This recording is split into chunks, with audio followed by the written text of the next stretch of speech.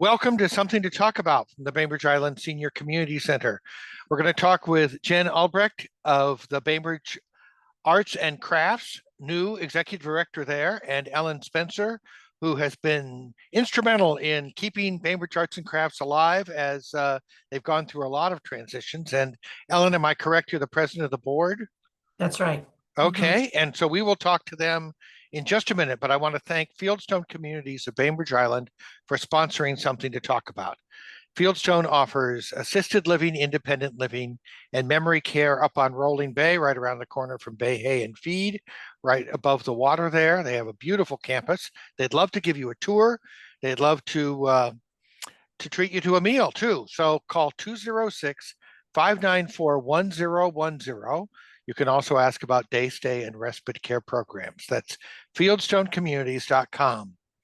Also, I would like to acknowledge that we are living and meeting on the ancestral homeland of the Salish Sea folks, the people of the clear salt water, the Suquamish tribe, people who have lived on these waters since time immemorial, and we are grateful for their stewardship, and we are learning to be better stewards ourselves thanks to their example. Jen and Ellin, thank you very much for joining us today. I really appreciate you taking the time to do that. And I don't know who wants to start, but I'm interested in finding out about, I know that Jennifer is new to Bainbridge Arts and Crafts as the director, but not new to Bainbridge Island. True. That's right. You want to say a little bit about your, your background, maybe? Sure. That would be a good place to start. Yeah, happy to. Thank you for having me. This is a really exciting opportunity. I've lived here with my family on Bainbridge Island for 10 years. I have a son who's going into high school and a husband who works from home and a 10-year-old dog who's very happy that we live here. My background is in education technology, leadership. I have my own consulting company where I help organizations navigate change, and I also work as an executive coach. I've brought all of those skills to bear in this opportunity to support the community of Bainbridge Island, which is really how I see it, through supporting and leading Bainbridge Arts and Crafts. So, Ellin, tell us a little bit about what you were looking for as a board as you look to maybe not reinvent, but revitalize Bainbridge Arts and Crafts in a very different world than it is when it was formed many years ago. 77 years ago, in fact.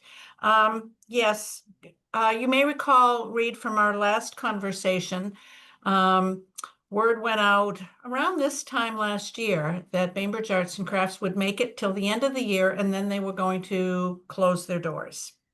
And there were several ideas percolating about how it might survive in some other form. But the key message to me was that Bainbridge Arts and Crafts, that had been so important in my life on Bainbridge Island as a nonprofit that encouraged new artists, displayed, exhibited, and sold their work, provided programs in schools and senior center and hospitals. And I wanted to be sure that that version of Bainbridge Arts and Crafts continued in some way. And I was not alone, fortunately. There were a number of people who basically said, hell no, it's not closing. And we set about basically starting from scratch. Staff and artists and everyone had been informed that December 31st was the end. And so there we were with just a few months to go before January 1st, and it wasn't going to be the end. And we didn't have an exhibition, and we didn't know what we had for staff or money or donors or pretty much anything. So a board came together. There are now 10 of us on the board with a variety of backgrounds on the island. And I've just been so encouraged and gratified by the response in the community, total strangers coming up to me in TNC and thanking me for trying to keep Bainbridge Arts and Crafts alive. And so we, aside from the really basic housekeeping and getting the lay of the land, we did launch a three-tier fundraising campaign. We've actually only implemented the first 2 tiers of that so far. One was to go after and approach people we thought might be major donors, people who could give us a substantial amount of money. We had a target number of people in mind and didn't quite reach the target, but did very, very well, gathering support of art enthusiasts on the island. And then the bigger part was what we've called Renaissance Circle, because this is indeed a renaissance for Bainbridge Arts and Crafts. And we asked people to donate $1,000 this year and pledge to do the same next year. And we more than met our goal in that. And the target, excuse me, our target had been that if we were to meet that goal by the 1st of April, we would feel confident that we could hire an executive director. So at that point, we said, yes, we can do this. We've stabilized the ship, and we mounted a search for someone who can lead us into that next phase. And Jen is aware of this. Our focus, our criteria evolved during the course of the search. We started out thinking we knew exactly what we needed. And as we thought more about it and talked to more people, and particularly talked to Jen, we discovered that maybe what we needed was something a little bit different. And that's where she comes in. Great. Well, so maybe since you're aware of this sort of transition, what did you think you might bring, Jen, to the experience that they may or may not have thought of before talking to you? Well, I think one of my superpowers is bringing people together and creating spaces where people feel welcome and leaning into community ties. And I really have a deep belief that BAC is more than a gallery. I think it's a vital part of Bainbridge Island's creative identity. And through all of there were lots of interviews with lots of people. And through all of these conversations, I started to really think about how I could be of use and of service to the community, and became invigorated and really excited about the possibility of supporting the next chapter. I am inherently joyful at this point in my life. I only want to do things that feel good. And I think that when we can make a space like BAC feel welcoming and supportive of art, artists, and education, it's just layering on top of the incredible legacy that already exists. I've been I think in this role for 2.5 weeks or something, but I've spent as much time as possible in the gallery. And it's amazing to meet the artists. It's amazing to see people come in and watch they just light up. They're so excited to be in a space that still exists, first of all, for those people who've seen the evolution, but it's a destination for people to come on Bainbridge. And it's an honor and a privilege to be able to figure out how to make it more sustainably managed, more efficient in terms of processes and systems. All of that stuff excites me just as much as selling a coffee scoop that's been made by an artisan. So I'm really just thrilled to be a part of it, and am honored to have been selected too, because it's quite a thing. Well, we have a very vibrant Winslow Way with commercial galleries, with the museum, the Bainbridge Island Museum of Art, all these things that weren't there when this was formed decades ago. And so maybe the the core part of the organization that you touched on, the idea of supporting new artists and supporting local artists and building a community around art in a way that is celebrates makers, might be a place that is a little that isn't maybe what those other organizations are doing. Am I right there? I see it that way. I also see it as additive. I don't view it as a competition in terms of the different organizations and resources that are on the island. I believe that there's a deep community commitment in we're better together.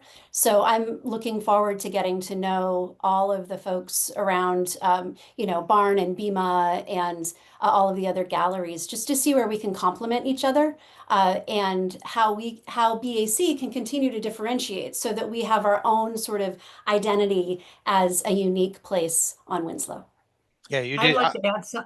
Oh, Go I'm right sorry. ahead. No, go right ahead. Just wanted to add something about that collaboration. The current show at Bainbridge Arts and Crafts is called Avians and Abodes. And as its name implies, it has to do with birds.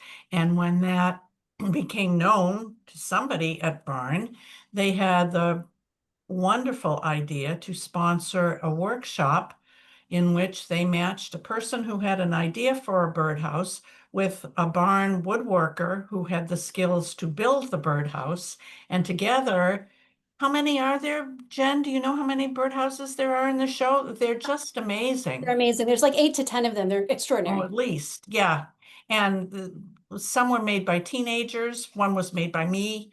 They're just the collaboration and the support from organizations like Barn and Bima to make sure that Bainbridge Arts and Crafts remains in that spot and vibrant. It's just been wonderful. Yeah, and I guess that's a sort of a template of the kind of thing that you're hoping to do more of, where you're partnering with another arts organization or some activity. I would love to see at some point maybe, there's a community activity that involves the classes that you help coordinate at the Senior and Community Center, where some of those pieces might be selected to show with other pieces around the island, to show the many places that art happens. Right. That's a very real possibility. I mean, obviously I'm not asking for a commitment, but I love the way that you're thinking about that right now. So you mentioned a third tier of your fundraising plan. Yes, membership. And for the longest time, Bainbridge Arts and Crafts did have a membership structure. In my mind, it was a bit too complicated, but also we did not have a good structure for maintaining that membership. So people would become a member and then their membership would lapse and they wouldn't really remember why it was worth being a member.